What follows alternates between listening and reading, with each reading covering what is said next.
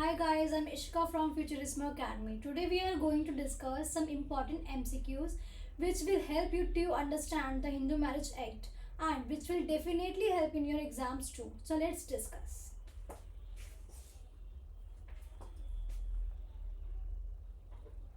Understanding void Hindu marriage, void Hindu marriage को समझने के लिए हमारे पास जो एमसीक्यूज है, first one is what is the status of child children born out of a void Hindu marriage. Void Hindu marriage क्या होती है? मैरिज जैसे बाईगैमी, ठीक है, आपका आपने दोबारा शादी कर लियो, आपके पहले से एक वाइफ है, उसके बाद भी आपने दोबारा शादी कर लियो, बाईगैमी हो गया। सपेंडा रिलेशनशिप हो गया, सेम पिंड में शादी करना, या फिर आपकी प्रोहिबिटेड मैरिज हो गई, ये सारी आपकी वॉइड मैरिज होती है, ठीक है।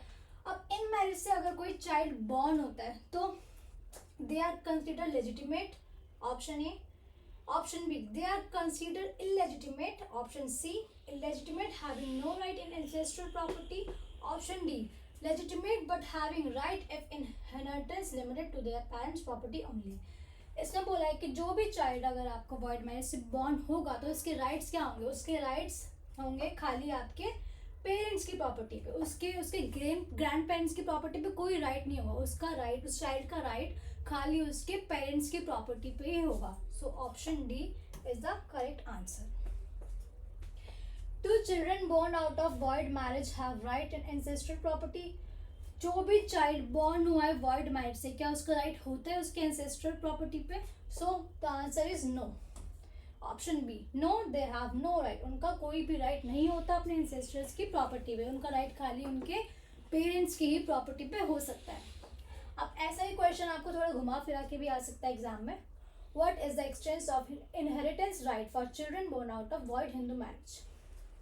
क्या राइट है चाइल्ड का वॉइड मैरिज, चाइल्ड का जो भी पैदा हुआ था, child born out of void marriage, they have full inheritance right, they have no inheritance right, they have limited inheritance right and none of the. So the option C is the correct answer, क्योंकि उसका limited inheritance right होता है जो कि उसके parents की property पे होता है। उसका कोई भी राइट नहीं होता अपने एंसेस्टर्स की प्रॉपर्टी पे, जैसे उसके ग्रैंड पेरेंट्स हो गए, ग्रैंड मदर हो गए, उसको उस पर कोई भी राइट नहीं होगा। खाली उसका राइट, जो भी चाइल्ड वॉइड मैरिज से बॉर्न होगा उसका राइट खाली उसके पेरेंट्स की प्रॉपर्टी पे ही होता है।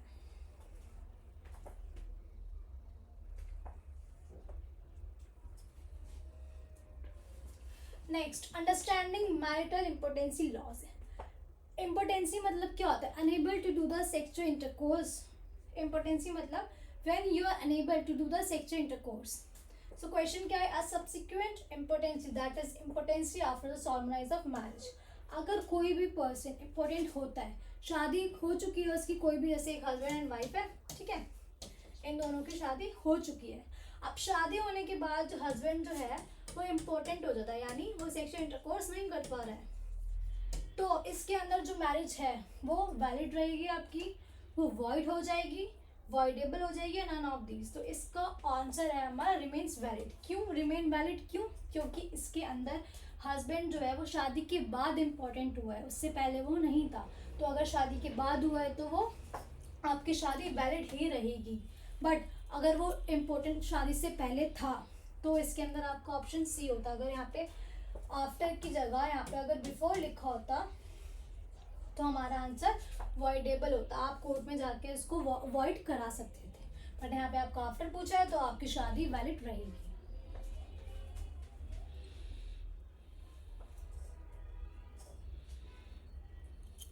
Next, understanding section 12 of Hindu marriage act. Section 12 of Hindu marriage act आपकी बात करता है वॉइडेबल मैरिजेस की। वॉइडेबल मैरिज यानी आपका इम्पोर्टेंसी हो गया, कंसेंट आपकी फ्रॉड या फोर्स से ली गई हो, या फिर आपका इंसैनिटी हो गया हो, या फिर प्रेगनेंसी, ठीक है। तो क्या कहता है question? Petition under section 12 of Hindu marriage act can be filed. Section 12 में पिटिशन कब फाइल हो सकती है? The marriage is सॉलमेंट before the commencement of the act. अगर शादी आपकी इस एक्ट से आने से पहले हो, द मैरिज इज सॉलमेंट बिफोर और after the act.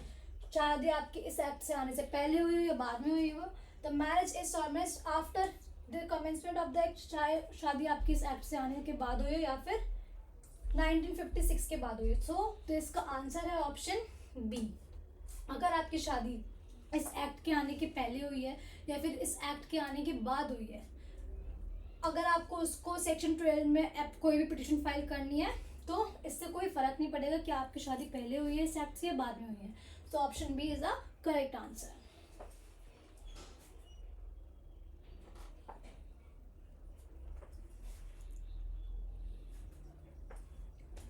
Post divorce marriage conditions. क्या पोस्ट डाइवोर्स मैरिज कंडीशन होता है? जब आपको डाइवोर्स हो जाता है तो उसके बाद आप शादी कर सकते हैं या नहीं कर सकते, और कब कर सकते हो? So section under section 15 of Hindu marriage act 1955 what are the condition for post marriage divorce. Post marriage divorce की क्या क्या कंडीशन है? Have to wait for a period of 1 year from the date of degree. क्या उनको दोबारा शादी करने के लिए 1 साल रुकना पड़ता है, या फिर 6 मंथ रुकना पड़ता है, या फिर वो तुरंत शादी कर सकते हैं with the leave of the court. जैसी कोर्ट से मैटर खत्म होता है वो शादी कर सकते हैं, या फिर वो तुरंत शादी कर सकते हैं जैसे ही मैटर खत्म होता है as a matter of right, क्योंकि ये उनका राइट है. तो इसके अंदर option D is the correct answer. क्यों कि जब उनका पूरी प्रोसीडिंग खत्म हो जाती है, डाइवोर्स उनका पूरा कंप्लीटली हो जाता है, उसके बाद वो जब मर्जी शादी कर सकते हैं with the leave of the court, क्योंकि ये उनका राइट है as a matter of their right. So option D is the correct answer.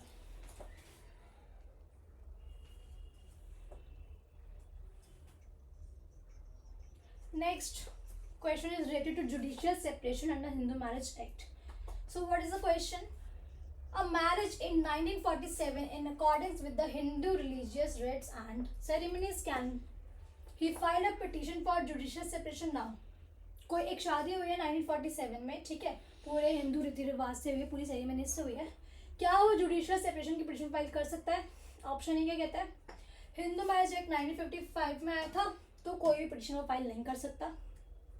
Petition वो फाइल नहीं कर सकता क्योंकि marriage subsist for more than 25 years, क्योंकि उनकी शादी को 25 साल हो गए हैं, इसलिए नहीं कर सकता. Petition is maintainable act is immaterial whether the marriage is solemnized before और after the commencement of the act. Petition जो है आपकी मेंटेनेबल होगी, इससे कोई फर्क नहीं पड़ता कि वो एक्ट कब आया है. Petition is not maintainable at all, petition maintainable नहीं होगी. So the right answer is option C. आपकी पिटीशन मेंटेनेबल होगी अगर आपको जुडिशियल सेपरेशन चाहिए और आपकी शादी 1947 में हुई है, इससे कुछ फर्क नहीं पड़ेगा कि ये एक्ट कब आया है. चाहे आपकी शादी इस एक्ट से आने से पहले हुई हो या फिर एक्ट के आने के बाद हुई हो, आपकी पिटीशन जो है वो मेंटेनेबल होगी, चाहे आपकी शादी कभी भी हुई हो. तो आप जुडिशियल सेपरेशन की पिटीशन ला सकते हो. So option C is the correct answer.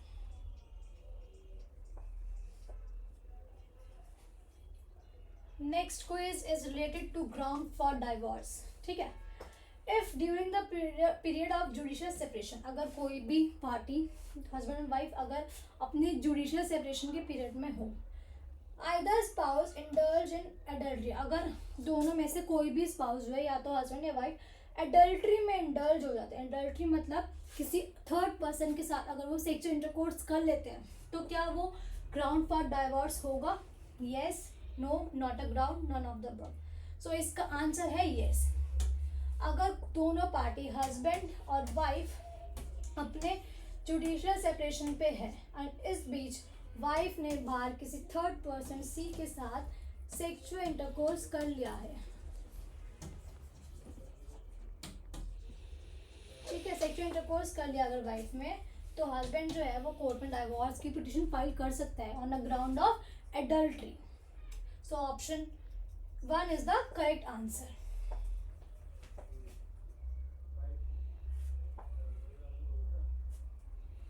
Next, legal minimum age for a bride. What is the minimum age for a bride?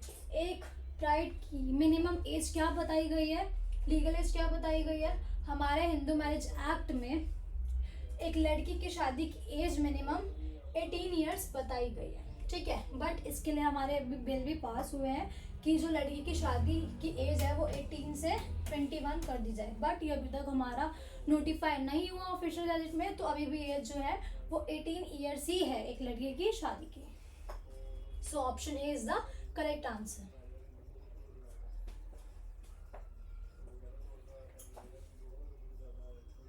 Marriage of a Hindu male with the widow of his brother is.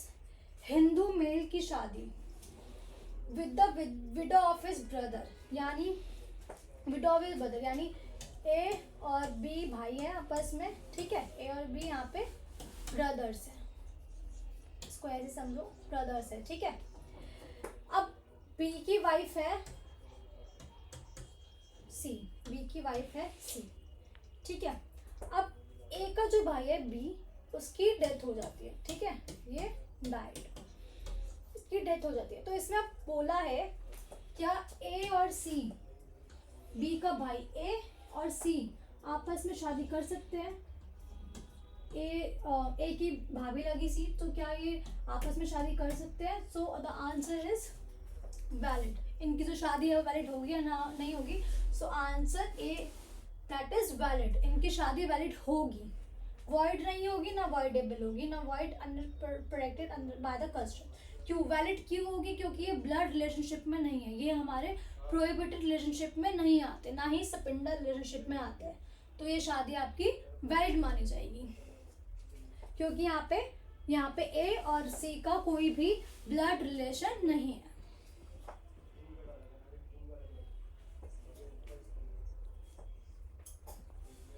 Next quiz is related to counter claim in Hindu Marriage Act. So what is the question?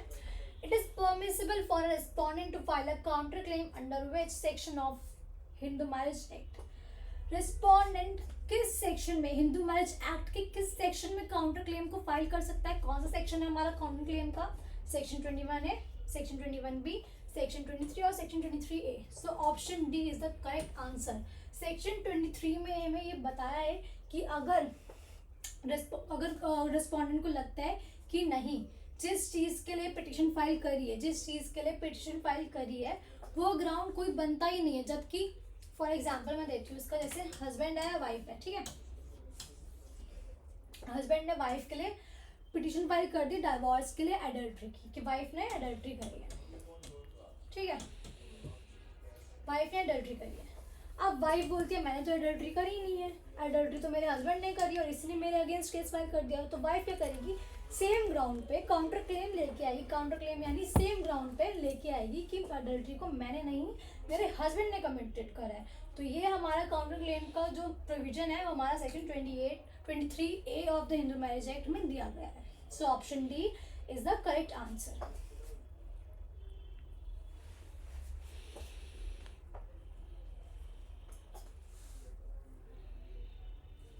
Next quiz is related to understanding constructive desertion. What is the question? Under Hindu law, when the husband created a condition compelling the wife to leave the conjugal home and live separately, what is the legal consequences?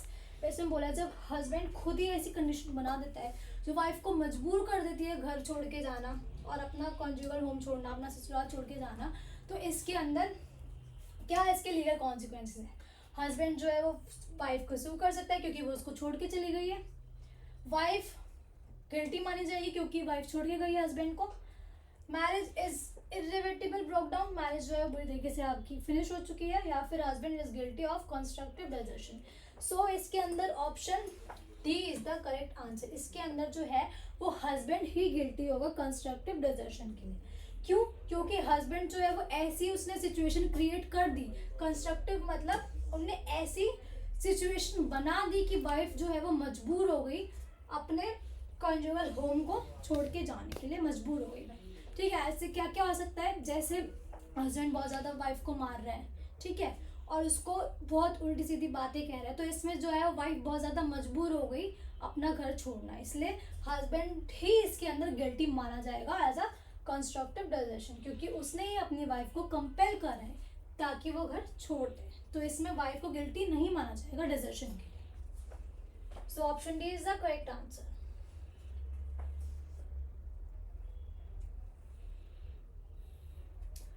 Next, till what period husband has to maintain his divorced wife? कब तक एक husband को अपनी divorced wife को maintain करना पड़ेगा? Till death, up to 3 years, until she remarries, या up to 10 years। यहाँ पे आपकी मेंटेनेंस की बात करी है जो कि आपका सेक्शन 25 में है। जब पार्टीज के बीच में डाइवोर्स हो जाता है तो कोई भी पार्टी जो है सेक्शन 25 में एप्लीकेशन लगा देती है कि ये मुझे परमानेंट एलिमनी एंड मेंटेनेंस देगा, ठीक है। तो कब तक हस्बैंड या वाइफ को मेंटेन करना पड़ता है? यहाँ पे हस्बैंड का पूछा है, तो कब तक हस्बैंड को मेंटेन करना पड़ेगा अपनी डाइवोर्स्ड वाइफ को? until she remarries, जब तक कि वो दोबारा शादी नहीं कर लेती. So option C is the correct answer. जब तक वाइफ दोबारा शादी नहीं कर लेती, हस्बैंड को ही उसके सारे खर्चे उठाने पड़ेंगे.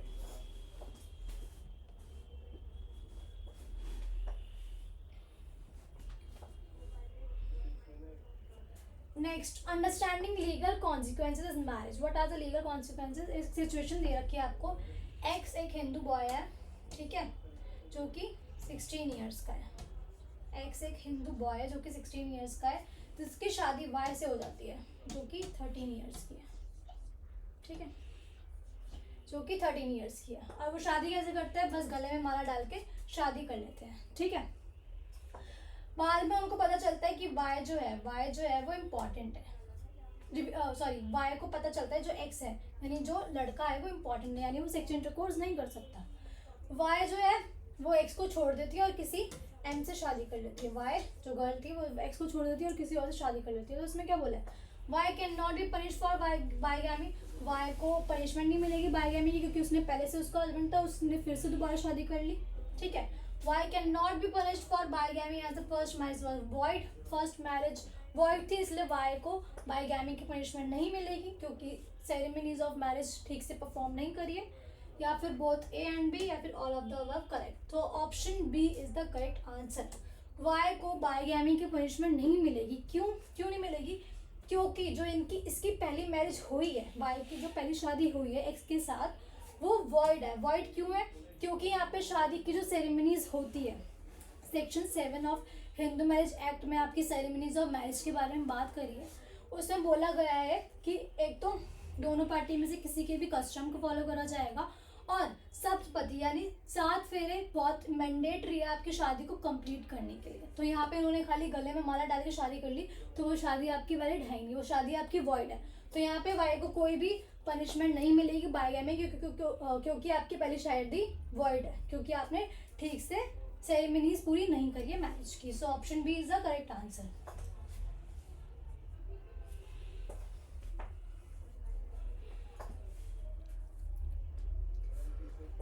Hindu Marriage Act 1955. So question is, any marriage organized in contravention of the conditions specified in clause 1 of section 5 of Hindu Marriage Act shall be. Section 1 of Hindu Marriage Act बात करता है आपका बाईगैमी की. ठीक है, बाईगैमी मतलब आपकी पहले से शादी हो रखी है, आपने दोबारा शादी कर ली किसी और से, तो वो होता है बाईगैमी. तो अगर कोई भी पर्सन ये करता है तो उसकी शादी नल एंड वॉइड मानी जाएगी. ठीक है, अगर कोई भी शादी होती है सेक्शन 5 क्लॉज 1 में हिंदू मैरिज एक्ट के, तो वो नल एंड वॉइड मानी जाएगी, वो शादी आपकी मानी ही नहीं जाएगी.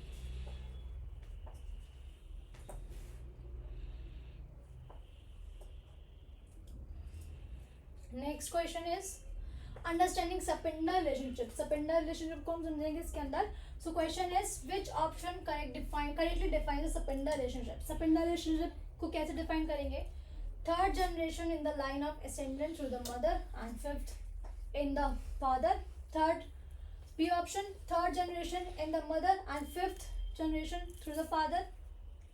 C, the 5 generation in the line of ascent through the mother and 7 in the line of ascent through the father. या फिर D, all blood relatives related through new male blood. इसमें बोला है सपिंडल रिलेशनशिप में आपके कौन कौन से आते हैं.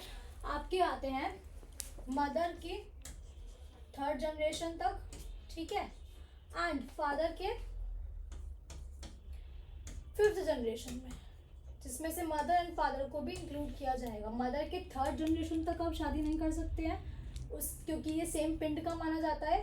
ठीक है, और फादर के 5th जनरेशन जिसमें फादर को भी इंक्लूड किया जाएगा, आप इसमें शादी नहीं कर सकते क्योंकि ये आपके रिलेशंस आपके ये सेम पिंड में आता है. तो कोई भी अपने मदर के 3rd जनरेशन तक और अपने फादर के 5th जनरेशन तक सेम उसमें शादी नहीं कर सकता. ये आपका सपेंडर रिलेशनशिप में आता है, और ऐसी मैरिज आपकी नल एंड वॉइड मानी जाती है. सो ऑप्शन ए, मदर के 3rd जनरेशन तक, जिसमें मदर को भी इंक्लूड किया जाएगा, एंड फादर के 5th जनरेशन तक आप शादी नहीं कर सकते. आपका सपेंडर रिलेशनशिप में आता है. So option A is the correct answer.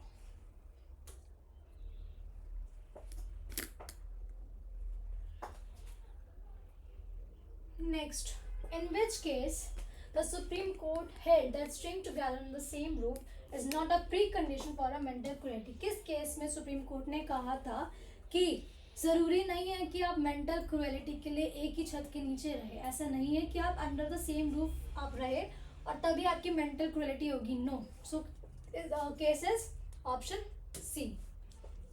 Pray Srinivas Rao versus DA Deepa, ये 2013 का केस था। इस केस में सुप्रीम कोर्ट ने कहा था कि ज़रूरी नहीं है कि आपको एक ही छत के नीचे रहना पड़े अपनी मेंटल क्रुएलिटी को प्रूव करने के लिए। अगर दोनों पार्टी अलग अलग जगह रह रही है, ठीक है, और वो बहुत मेंटल क्रुएलिटी करती है दूसरी पार्टी पे, जैसे उसको लेटर्स भेजना, डिफेमेटरी लेटर्स भेजना, मैं तेरे साथ ये कर दूंगा, वो कर दूंगा, थ्रेट्स, उसको थ्रेट करना कि मैं तेरे को जान से मार दूंगा, ऐसा कर दूंगा, ठीक है, तो ये भी आपका मेंटल क्रुएलिटी में आता है। ज़रूरी नहीं है कि आप एक ही छत के नीचे रहोगे मेंटल क्रुएलिटी के लिए। So option C is the correct answer.